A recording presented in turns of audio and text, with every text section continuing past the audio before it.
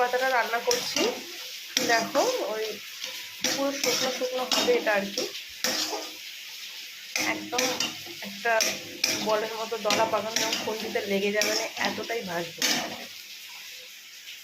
দেখো এটার খুন্তিতে কোনো রকমভাবে লেগে যাচ্ছে না, এটা একটা বলের আকার হয়ে গেছে, কড়াইতেও লেগে যাচ্ছে না, মানে এটা পুরোপুরি, এতে আর কোনো জল নেই,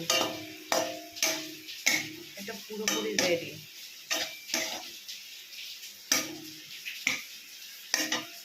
এবারে আমি কি করবো, এবারে উপর থেকে একটুখানি সামান্য লেবু দিয়ে দেবো, যাতে বর্ষাকালের জিনিস তো যাতে গলা ধরার না ভয়।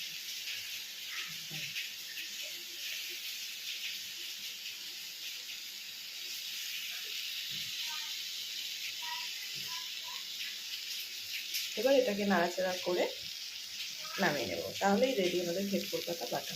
তার লাগবে না।